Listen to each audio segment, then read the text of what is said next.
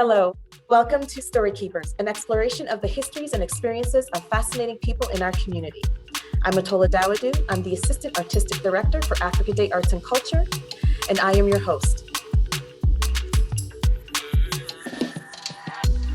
Hello, good morning. Thank you for joining us, Galasa. Good morning. Thanks for having me. Pleasure to be here.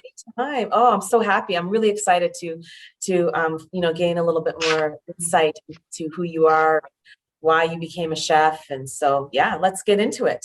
All right. I'd like you to tell me a little bit, share your personal story. Where does your love for cooking come from? How did you get to this point in your life? Just share your story about how you got here.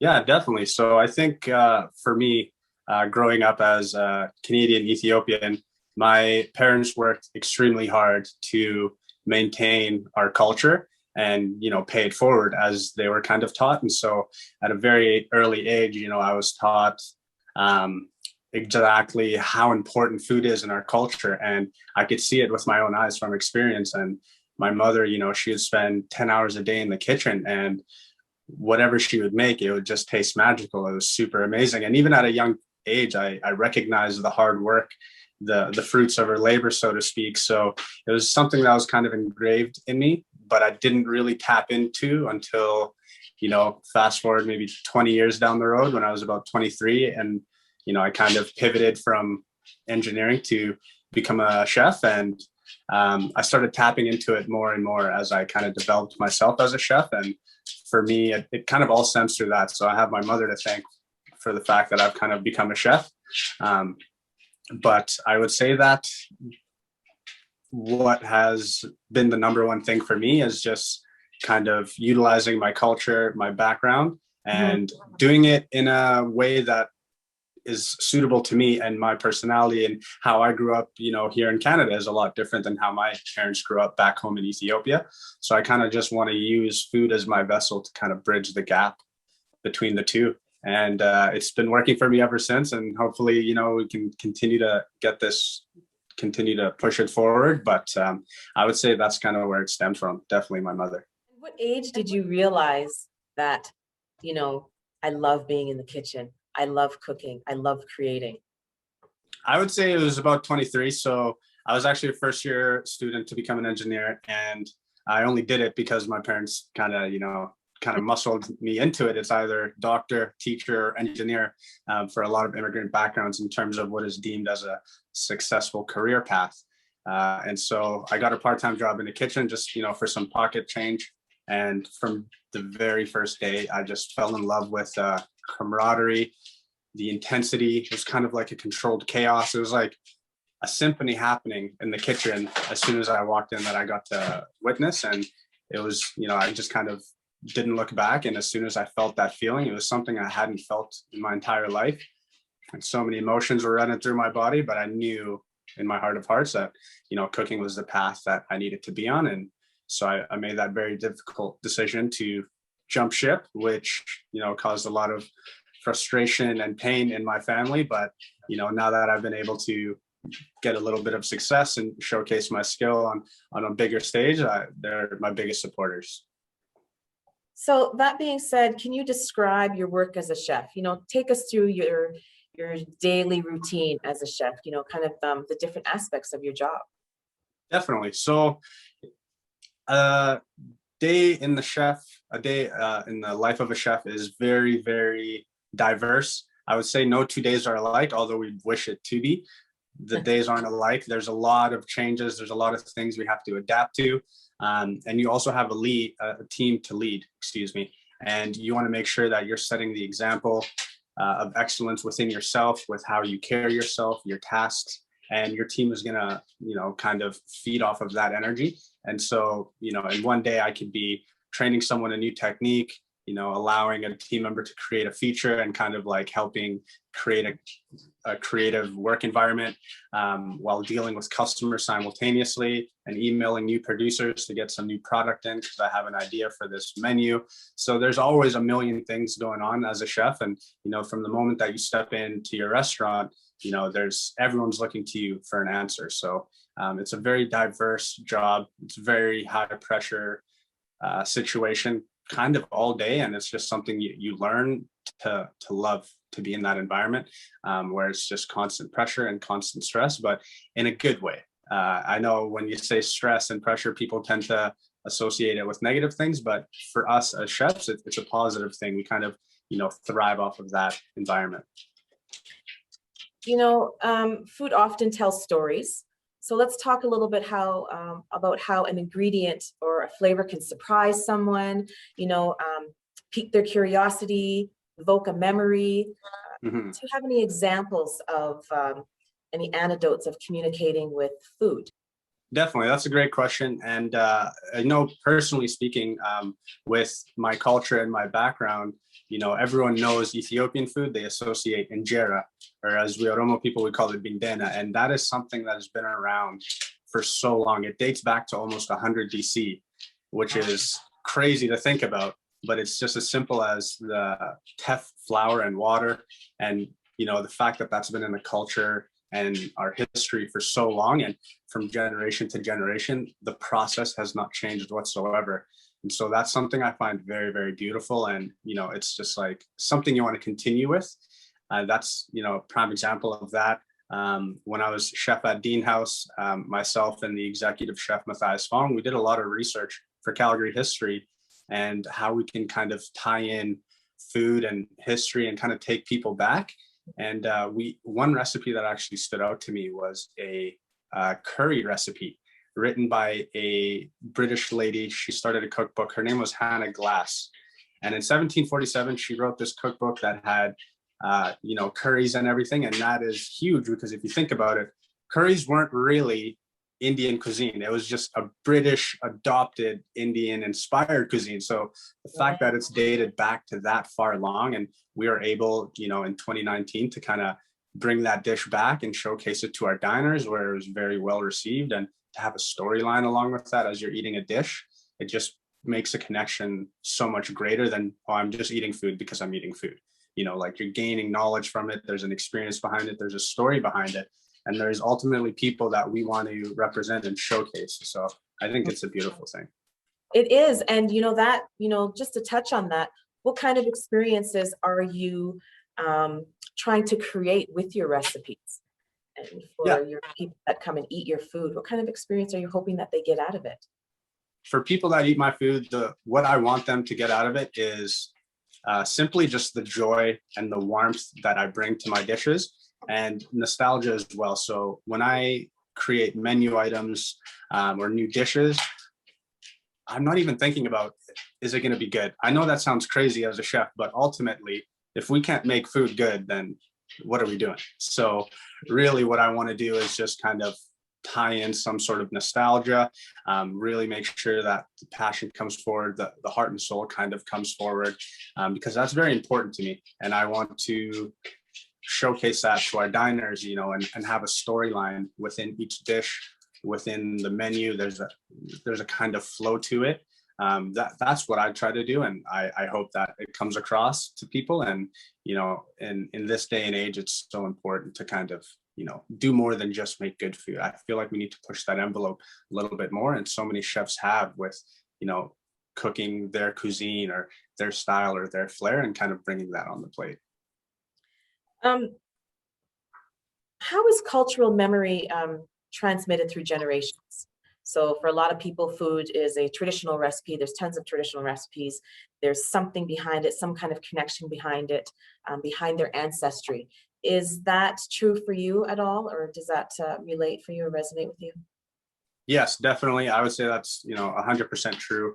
It is so crucial. I know for me, like a lot of the cultural anecdotes and norms that I know about my culture are 100% derived from food in some way, shape, or form, whether on how you make a certain type of food, the time of year you make a certain type of food. My family, we're Muslim, so on Eid, we have, such a massive spread of amazing food, but those specific foods my mom only makes on Eid.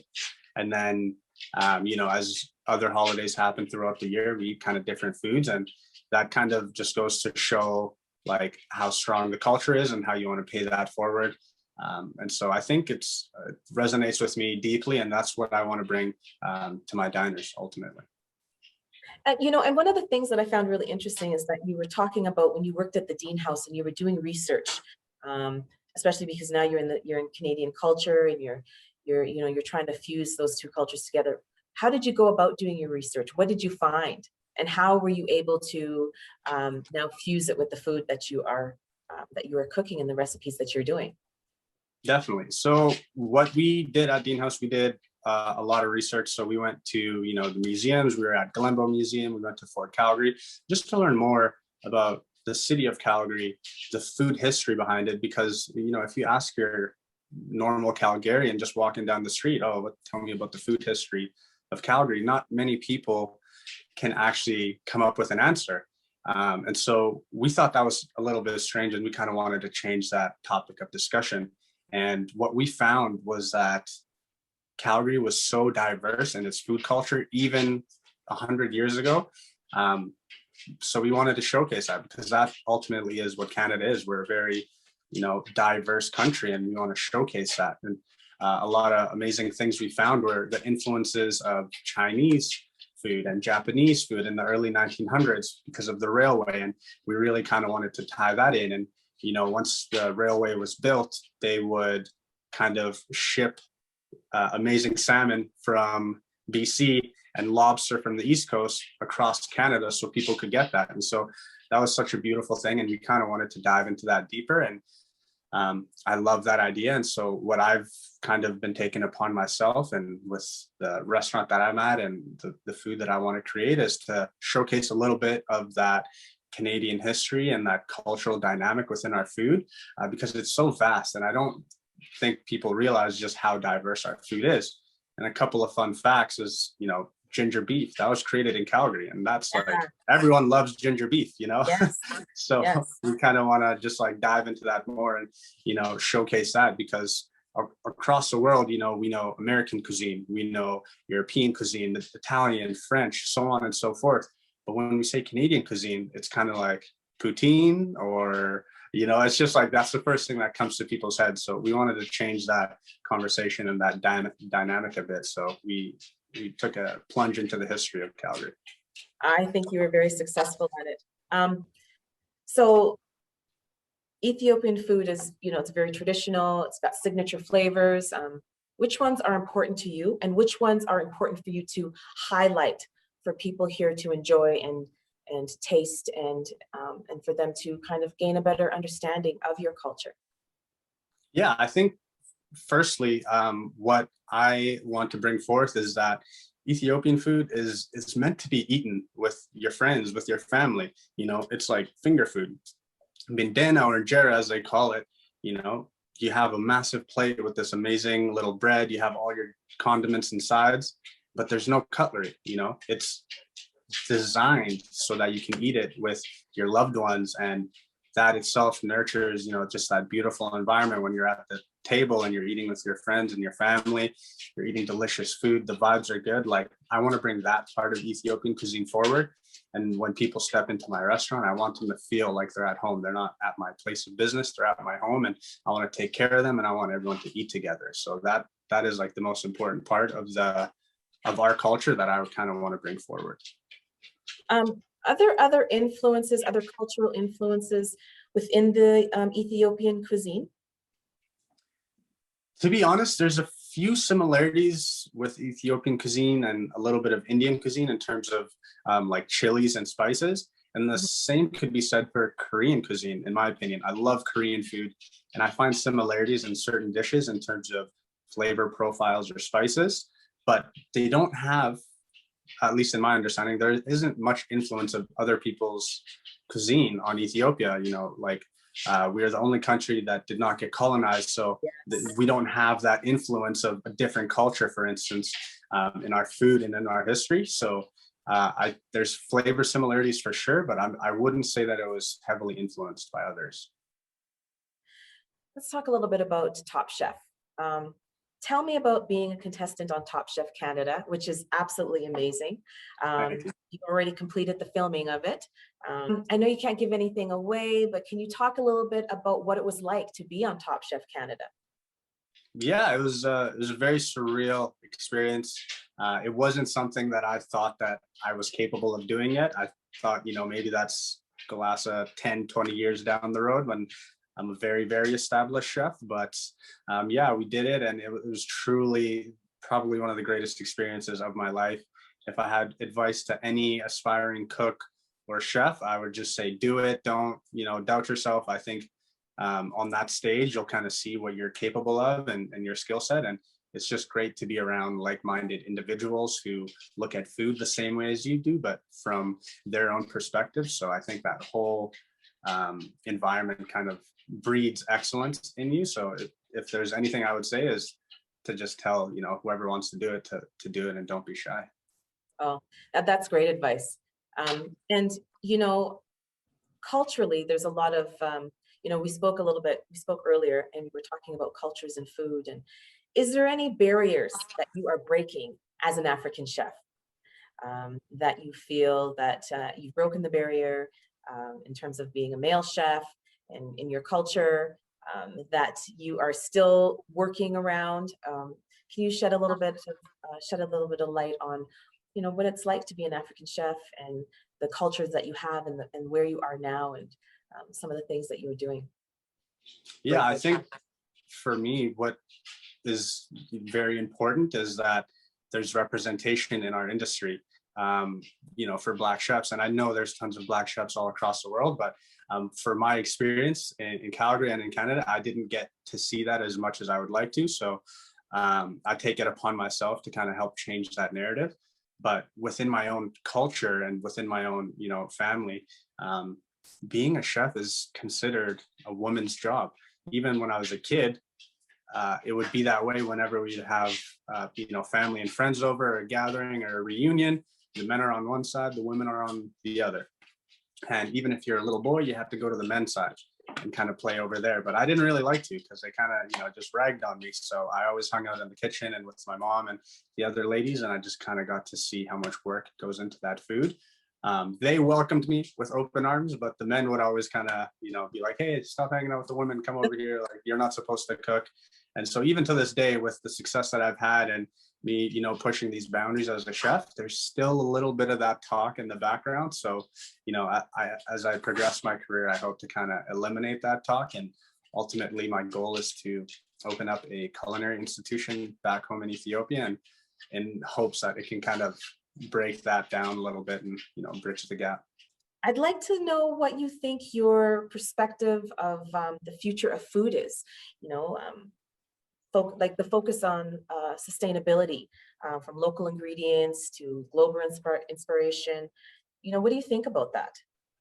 Yeah, I think, we live in a very delicate time, and now more than ever, especially, shopping local means so much. Not only for, the businesses in our communities and our neighborhoods, but the fact that we have so much amazing food and sustainable food, organic food being grown in our neighborhoods and our communities that aren't getting the recognition that they deserve. And, in 2021, we can go to the supermarket and there's, processed foods left, right, and center. And it's not the healthiest way to live, obviously. So I think now more than ever, it's crucial, and especially for the future, is to support local, have sustainable products, eat organic foods. And, from there, I think anything is possible, but we definitely have to. I think that's like the most important thing. Yeah, can we talk a little bit more about cooking fresh and the importance of cooking fresh? And, obviously, like, I'm Nigerian, and a lot of people that are from different cultures, they don't have that processed food. Everything is made from scratch. The breads, the stews, all of the dishes are made from scratch. So can you elaborate more, talk a little bit about the importance of cooking fresh and the taste, and, just taking that time to really prepare a dish so that you can really understand, how the flavors just kind of, come together. And because I think a new generation, the generation that we have now, is everything's quick and fast, and it's the convenience of it all. Exactly. Yeah. And you said it, right? It's the convenience. Everyone is, hustling and bustling out here, and, you need a quick meal to go. And I totally get that, but we cannot forget what has gotten us here. And that is amazing food made fresh with a lot of time and no processed foods. My family back home, we have a family farm. And when I went to go visit this for the first time in 2010, we had so much amazing food. Like everything is made by hand. You see them working all day to make dinner, like literally all day. All the women, everyone's involved. Someone's cutting, someone's doing something with the spices, someone's making bread. And it just is the best way, in my opinion, to have food. And I know that time is sometimes tricky to navigate through, but it really is a testament to longevity in terms of our health also, and just paying it forward. There is a parallel of women cooking in the kitchen. Each is doing their own part and they're creating these wonderful meals. Can you talk a little bit about what it's like to be a professional chef in a kitchen? Is there similarities? Yeah, definitely. I think first and foremost is the parallel between, how I saw all my aunties and my grandmas and my mom, making massive feasts for everyone back home.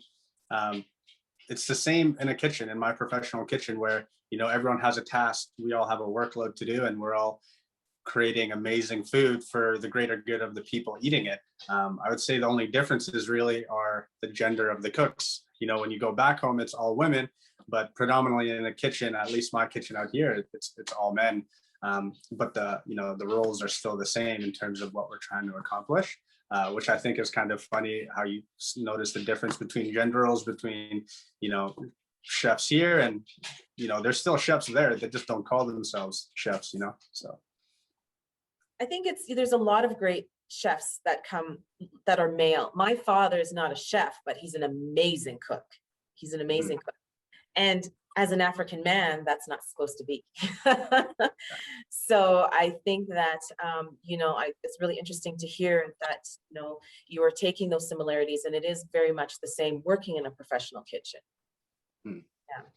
Yeah. And just to add on that, like the predisposed ideas that African men are not allowed to be cooks or be anywhere near a kitchen, is something even my family has had to deal with. When my parents moved out of Ethiopia, they lived in Italy for about 6 years, and my dad was a baker in a bakery.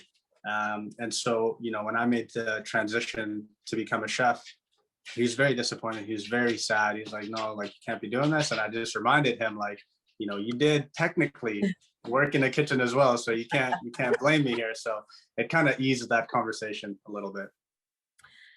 Thank you so much for joining us. I'm so intrigued to hear your story, and thank you so much for sharing it.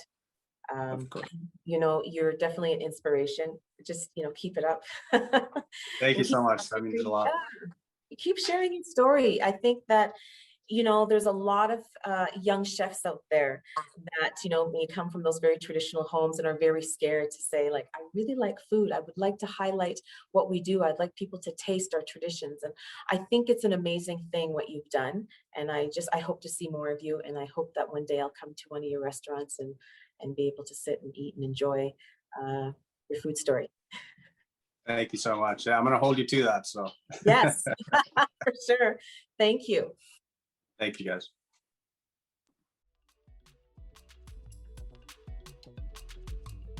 Yeah, we got two of them. So one is taking a nap right there. Oh, that's it. Oh my goodness. I thought it was like he just blends right in. Yeah, that's little Wookie. And this old guy who's antsy, can't stop walking. His name is Kobe. As soon as he wakes up, he's walking around in our apartment. He's a walker. So beautiful. Yeah. Did a bit of a photo bomb behind me. So looks very serious, like he's thinking of something, like he's got something on his mind. Yeah. He's pondering.